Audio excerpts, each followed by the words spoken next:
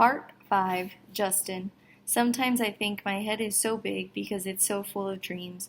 John Merrick in Bernard Parmis's The Elephant Man. Olivia's brother.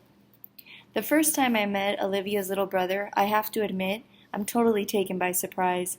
I shouldn't be, of course. Olivia's told me about his syndrome, has even described what he looks like, but she also talked about all his surgeries over the years, so I guess I assumed he'd be more normal looking by now. Like when a kid is born with a cleft lip and has plastic surgery to fix it, sometimes you can't even tell except for a little scar above the lip. I guess I thought her brother would have some scars here and there, but not this. I definitely wasn't expecting to see this little kid in a baseball cap who's sitting in front of me right now. Actually, there are two kids sitting in front of me. One is totally normal looking kid with curly blonde hair named Jack. The other is Augie. I like to think I'm able to hide my surprise. I hope I do.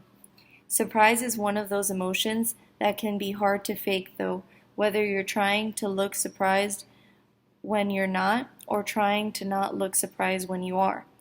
I shake his hand, I shake the other kid's hand, don't want to focus on his face. Cool room, I say.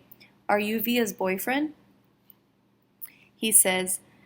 I think he's smiling. Olivia pushes down his baseball cap. Is that a machine gun? The blonde kid asks, like I haven't heard that one before. And we talk about Zydeco for a bit, and then Via takes my hand and leads me out of the room. As soon as we close the door behind us, we hear them laughing. I'm from Brooklyn, one of them sings. Olivia rolls her eyes as she smiles. Let's go hang out in my room, she says. We've been dating for 2 months now. I knew from the moment I saw her, the moment she sat down at our table in the cafeteria that I liked her. I couldn't keep my eyes off of her. Really beautiful, with olive skin and the bluest eyes I've ever seen in my life. At first she acted like she only wanted to be friends. I think she kind of gives off that vibe without even meaning to. Stay back, don't even bother. She doesn't flirt like some other girls do. She looks you right in the eye when she talks to you, like she's daring you. So I just keep looking at her in the eyes too, like I was daring her right back. And then I asked her out, and she said yes, which rocked. She's an awesome girl, and I loved hanging out with her. She didn't tell me about August until our third date. I think she uses the phrase a craniofacial abnormality to describe his face, or maybe it was a craniofacial anomaly. I know the one word she didn't use was disformed, though, because that word would have registered with me. So what did you think? She asked me nervously the second we were outside of her room. Are you shocked? No, I lie. She smiles and looks away. You're shocked. I'm not, I assure her. He's just like what you said he'd be. She nods and plops down on the bed. Kind of cute how she still has a lot of stuffed animals on her bed. She takes one of them, a polar bear, without thinking, and puts it in her lap. I sit down on the rolling chair by her desk. Her room is immaculate. When I was little, she says, there was lots of kids who never came back for a second play date. I mean, lots of kids. I even had friends who wouldn't come to my birthdays because he would be there. They never actually told me this, but it would get back to me. So people just don't know how to deal with Augie, you know? I nod. It's not even like they know they're being mean, she adds. They were just scared. I mean, let's face it. His face is a little scary, right? I guess, I answered. But you're okay with it? She asked me sweetly. You're not too freaked out or scared? I'm not freaked out or scared, I smiled. She nods and looks down at the polar bear on her lap. I can't tell whether she believes me or not. But then she gives the polar bear a kiss on the nose and tosses it to me with a little smile. I think that means she believes me, or at least that she wants to. Valentine's Day. I gave Olivia a heart necklace for Valentine's Day, and she gives me a messenger bag she made out of old floppy disk. very cool how she makes things like that. Earrings out of pieces of circuit board, dresses out of t-shirts, bags out of old jeans. She's so creative. I tell her that she should be an artist someday, but she wants to be a scientist, a genius of all things. She wants to find cures for people like her brother, I guess. We make plans for me to finally meet her parents. A Mexican restaurant on Amsford Avenue near her house on Saturday night. All day long I'm nervous about it, and when I get nervous, my tics come out. I mean, my tics are always there, but they're not like they used to be when I was little. Nothing but a few hard blinks now, the occasional head pull, but then I'm stressed. They get worse. But when I'm stressed, they get worse, and I'm definitely stressing about meeting her folks. They are waiting inside when I get to the restaurant. The dad gets up and shakes my hand, and the mom gives a hug. I give Augie a hello fist punch and kiss Olivia on the cheek before I sit down. It's so nice to meet you, Justin. We've heard so much about you. Her parents couldn't be nicer. Put me at ease right away. The waiter brings over the menus, and I notice his expression the moment he lays eyes on August, but I pretend not to notice. I guess we're all pretending not to notice things tonight. The waiter, my tics, the way August crushes the tortilla chips on the table and spoons the crumbs into his mouth. I look at Olivia, and she smiles. She knows, she sees the waiter's face, she sees my tics. Olivia's a girl who sees everything. We spend the entire dinner talking and laughing. Olivia's parents ask me about my music, how I got into the fiddle, and stuff like that. And I tell them about how I used to play classical violin, but I got into the Appalachian folk music and then Zydeco, and they're listening to every word like they are really interested. They tell me to let them know the next time my band's playing a gig so they can come listen. I'm not used to all the attention, to be truthful. My parents don't have a clue about what I want to do with my life. They never ask. We never talk about this. I don't think they even know I trade my barbecue violin for an 8-stringer hard anger fiddle 2 years ago. After dinner, we go back to Olivia's for some ice cream. Their dog greets us at the door, an old dog, super sweet. She'd thrown up all over the hallway, though. Olivia's mom rushes to get paper towels, while the dad picks the dog up like she's a baby. "What's up, old girlie?" he says, and the dog's in heaven, tongue hanging out, tail wagging, legs in the air at awkward angles. "Dad, tell Justin how you got Daisy," says Olivia. "Yeah," says Augie. The dad smiles and sits down in a chair with the dog still cradled in his arms. It's obvious he's told this story lots of times, and they all love to hear it. "So I'm coming home from the subway one day," he says, "and a homeless guy I've never seen in this neighborhood before is pushing this floppy mutt in a stroller, and he comes up to me and says, 'Hey mister, wanna buy my dog?' And without even thinking about it, I say, 'Sure, how much you want?' And he says, 10 bucks. So I gave him the $20 I had in my wallet, and he hands me the dog. Justin, I'm telling you, you've never smelled anything so bad in your life. She stank so much. I can't even tell you. So I took her right from there to the vet down the street, and then I brought her home. Didn't even call me first, by the way," the mom interjects as she cleans the floor to see if I'm okay with his bringing home some homeless guy's dog.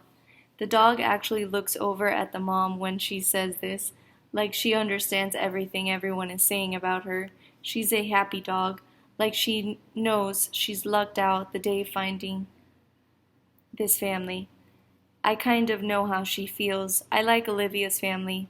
They laugh a lot. My family is not like this at all. My mom and my dad got divorced when I was 4, and they pretty much hate each other. I grew up spending half of every week in my dad's apartment in Chelsea and the other half in my mom's place in Brooklyn Heights. I have a half brother who's 5 years older than me, and barely knows I exist. For as long as I can remember, I've felt like my parents could hardly wait for me to get old enough to take care of myself. You can go to the store by yourself. Here's the key to the apartment. It's funny how there's a word like overprotective to describe some parents, but no word that describes that means the opposite. What word do you use to describe parents who don't protect enough? Underprotective, neglectful, self-involved, lame, all of the above. Olivia's family tell each other I love you all the time. I can't remember the last time anyone in my family said that to me. By the time I go home, my tics have all stopped.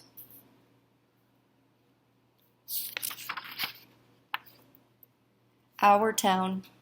We're doing the play Our Town for the spring show this year. Olivia dares me to try out for the lead role, the stage manager, and somehow I get it. Total fluke. Never got any lead roles in anything before. I tell Olivia she brings me good luck. Unfortunately, she doesn't get the female lead, Emily Gibbs. The pink-haired girl named Miranda gets it. Olivia gets a bit part and is also the Emily understudy. I'm actually more disappointed than Olivia is. She almost seems relieved. I don't love people staring at me, she says, which is sort of strange coming from such a pretty girl. A part of me thinks maybe she blew her audition on purpose. The spring show is at the end of April. It's mid-March now, so that's less than 6 weeks to memorize my part, plus rehearsal time, plus practicing with my band, plus finals, plus spending time with Olivia. It's going to be a rough 6 weeks, that's for sure. Mr. Davenport, the drama teacher, is already manic about the whole thing. Will drive us crazy by the time it's over, no doubt. I heard through the grapevine that he'd been planning on doing The Elephant Man, but changed it to Our Town at the last minute, and that change took a week off of our rehearsal schedule. Not looking forward to the craziness of the next month and a half. Ladybug. Olivia and I are sitting on her front stoop. She's helping me with my lines. It's a warm March evening, almost like summer. The sky is still bright cayenne, but the sun is low, and the sidewalks are streaked with long shadows. I'm reciting, yes. The sun's come up over 1,000 times. Summer and winters have cracked the mountains a little bit more, and the rains have brought down some of the dirt. Some babies that weren't even born before have begun talking regular sentences already, and a number of people who thought they were right young and spry have noticed that they can't bound up a flight of stairs like they used to, without their heart fluttering a little. I shake my head, can't remember the rest. All that can happen in 1,000 days, Olivia prompts me, reading from the script. Right, I say, shaking my head. I sigh. I'm whipped, Olivia. How the heck am I going to remember all these lines? You will, she answered confidently. She reaches out and cups her hands over a ladybug that appears out of nowhere. See? A good luck sign, she says, slowly lifting her top hand to reveal the ladybug walking on the palm of her other hand. Good luck, or just the hot weather, I joke. Of course, good luck, she answers, watching the ladybug crawl up her wrist. There should be a thing about making a wish on a ladybug. Augie and I used to do that with fireflies when we were little. She cups her hand over the ladybug again. Come on, make a wish. Close your eyes. I dutifully close my eyes. A long second passes. Then I open them. Did you make a wish? She asks. Yep. She smiles, uncups her hands, and the ladybug, as if on cue, spreads its wings and flutters away. Don't you want to know what I wish for? I asked, kissing her. No, she answers shyly, looking up at the sky, which at this very moment is the exact color of her eyes. I made a wish too, she says mysteriously, but she has so many things she could wish for. I have no idea what she's thinking. The bus stop. Olivia's mom, Augie, Jack, and Daisy came down the stoop just as I'm saying goodbye to Olivia, slightly awkward since we were in the middle of a nice long kiss. Hey guys, says Mom, pretending not to see anything, but the two boys are giggling. Hi, Mrs. Pullman. Please call me Isabel. Justin, she says again. It's like the third time she's told me this, so I really need to start calling her that. I'm heading home, I say as if to explain. Oh, are you heading to the subway? She says, following the dog with a newspaper. Can you walk Jack to the bus stop? No problem. That okay with you, Jack? The mom asks him, and he shrugs. Justin, can you stay with him till the bus comes? Of course. We all say our goodbyes. Olivia winks at me. You don't have to stay with me, says Jack, as we're walking up the block. I take the bus by myself all the time. Augie's mom is just way too overprotective. He's got a low, gravelly voice, like a little tough kid. He kind of looks like one of those little rascal kids in old black and white movies, like he should be wearing a newsboy cap and knickers. We get to the bus stop, and the schedule says the bus will be there in 8 minutes. I'll wait with you, I tell him. Up to you, he shrugs. Can I borrow $1? I want some gum. I fish $1 out of my pocket and watch him cross the street to the grocery store on the corner. He seems too small to be walking around by himself somehow. Then I think how I was that young when I was taking the subway by myself, way too young. I'm going to be an overprotective dad someday, I know it. My kids are going to know I care. I'm waiting there a minute or two when I notice 3 kids walking up the block from the other direction. They walk right past the grocery store, but one of them looks inside and nudges the other 2, and they all back up and look inside. I can tell they're up to no good, all elbowing each other, laughing. One of them is Jack's height, but the other 2 look much bigger, more like teenagers. They hide behind the fruit stand in front of the store, and then Jack walks out. They trail behind him, making loud throw-up noises. Jack casually turns around at the corner to see who they are, and they run away, high-fiving each other and laughing. Little jerks. Jack crosses the street like nothing happened and stands next to me at the bus stop, blowing a bubble. Friends of yours? I finally say. Ha, he says. He's trying to smile, but I can see he's upset. Just some jerks from my school, he says. A kid named Justin and his 2 gorillas, Henry and Miles. Do they bother you like that a lot? No, they've never done that before. They'd never do that in school, or they'd get kicked out. Julian doesn't even live around here, so I guess it was just bad luck running into him. Oh, okay, I nod. It's not a big deal, he assures me. We both automatically look down Amsford Avenue to see if the bus is coming. We're sort of in a war, he says after a minute, as if that explains everything. Then he pulls out his crumbled piece of loose leaf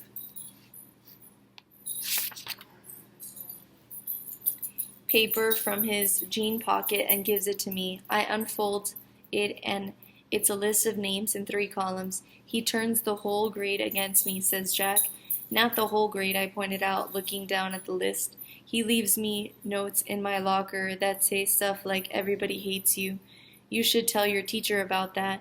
Jack looks at me like I'm an idiot and shakes his head. Anyway, you have all these neutrals, I say, pointing to the list. If you get them on your side, things will even up a bit. Yeah, well, that's really going to happen, he says sarcastically. Why not?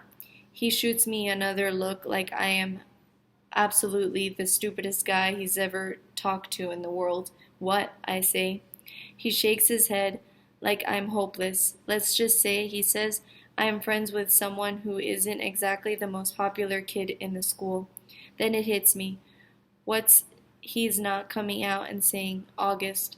This is all about his being friends with August, and he doesn't want to tell me because I'm the sister's boyfriend. Yeah, of course, makes sense. We see the bus coming down Amsford Avenue. We'll just hang in there, I tell him, handing back the paper. Middle school is about as bad as it gets, and then it gets better. Everything'll work out. He shrugs and shoves the list back into his pocket. He waves by when he gets on the bus, and I watch it pull away. Then I get to the subway station 2 blocks away. I see the same 3 kids hanging out in front of the bagel place next door. They're still laughing and yucking each other like they're some kind of gangbangers, like rich boys in expensive skinny jeans, acting tough. Don't know what possesses me, but I take my glasses off, put them in my pocket, and tuck my fiddle case under my arm so the pointy side is facing up. I walk over to them, my face scrunched up, mean looking. They look at me, laughs dying on their lips when they see me. Ice cream cones at odd angles. Yo, listen up. Don't mess with Jack, I say really slowly, gritting my teeth, my voice all Clint Eastwood tough guy. Mess with him again and you will be very, very sorry. And then I tap my fiddle case for effort. Got it? They nod in unison, ice cream dripping onto their hands. Good, I nod mysteriously, then sprint down the subway 2 steps at a time. Rehearsal. The play is taking up most of my time, and we get closer to opening night. Lots of lines to remember, long monologues where it's just me talking.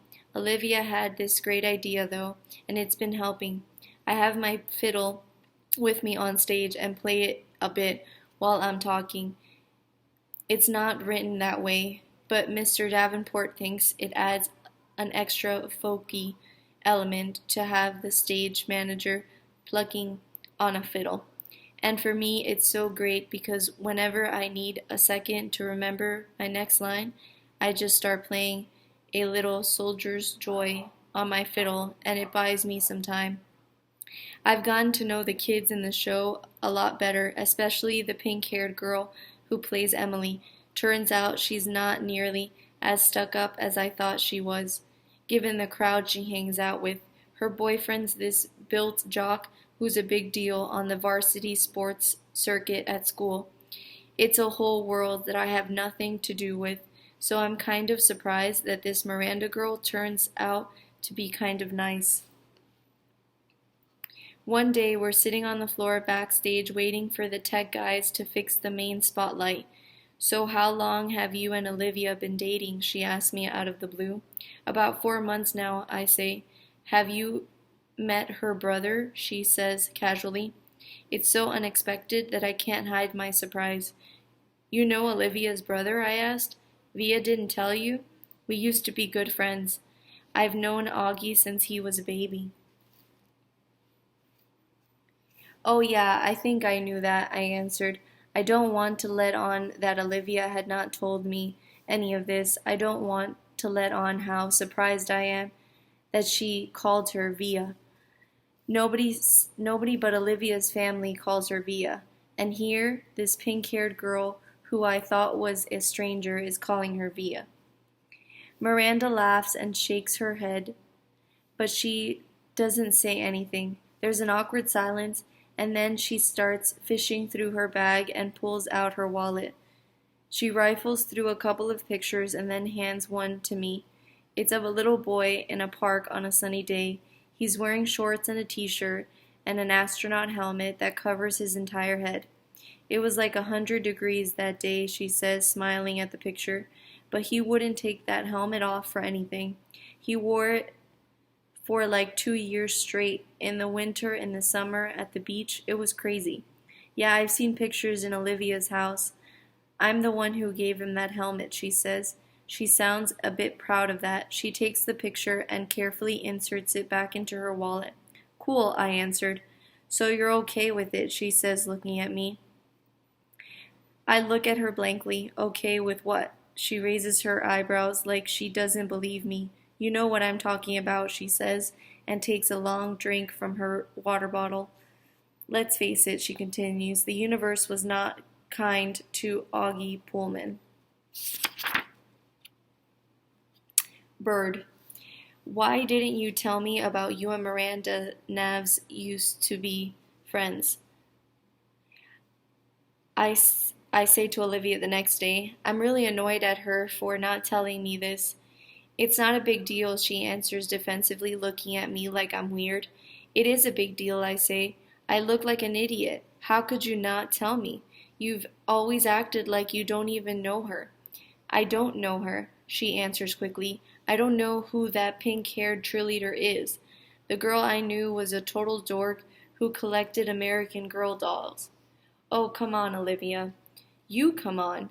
You could have mentioned it to me at some point, I say quietly, pretending not to notice the big fat tear that's suddenly rolling down her cheek.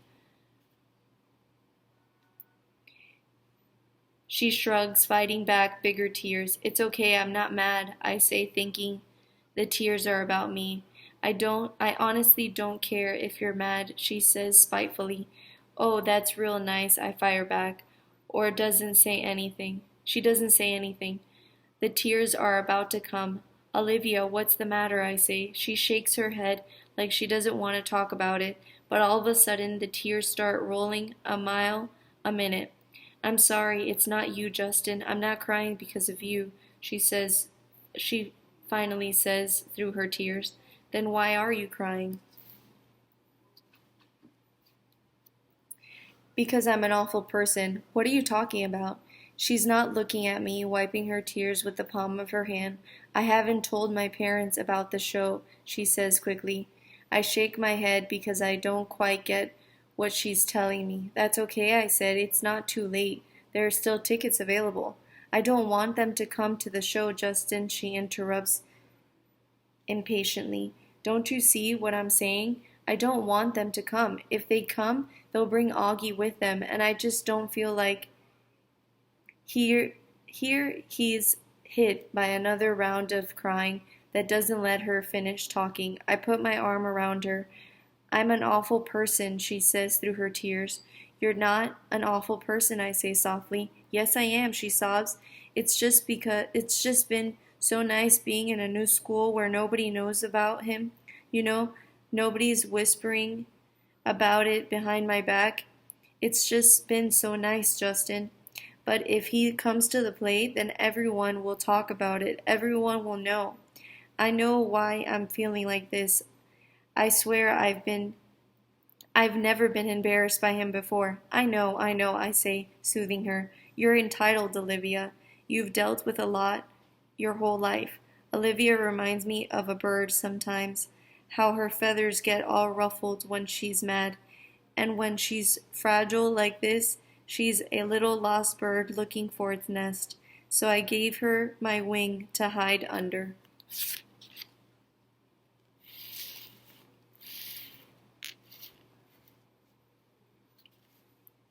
The universe. I can't sleep tonight. My head is full of thoughts that won't turn off. Lines from my monologues, elements of a periodic table that I'm supposed to be memorizing, theorems I'm supposed to be understanding, Olivia, Augie. Miranda's words keep coming back. The universe was not kind to Augie Pullman. I'm thinking about that a lot, and everything it means. She's right about that. The universe was not kind to Augie Pullman. What did that little kid ever do to deserve his sentence? What did the parents do, or Olivia? She once mentioned that some doctor told your parents that the odds of someone getting the same combination of syndromes that come together to make Augie's face were like 1 in 4 million. So doesn't that make the universe a giant lottery then? You purchase a ticket when you're born, and it's all just random whether you get a good ticket or a bad ticket. It's all just luck. My head swirls on this, but then softer thoughts soothe, like a flattened third on a major chord. No, no, it's not all random. If it really was all random, the universe would abandon us completely, and the universe doesn't. It takes care of its most fragile creations in a way we can't see, like with parents who adore you blindly, and a big sister who feels guilty for being human over you, and a little gravely voiced kid whose friends have left him over you, and even a pink-haired girl who carries your picture in her wallet. Maybe it is a lottery, but the universe makes it all even out in the end. The universe takes care of all its birds.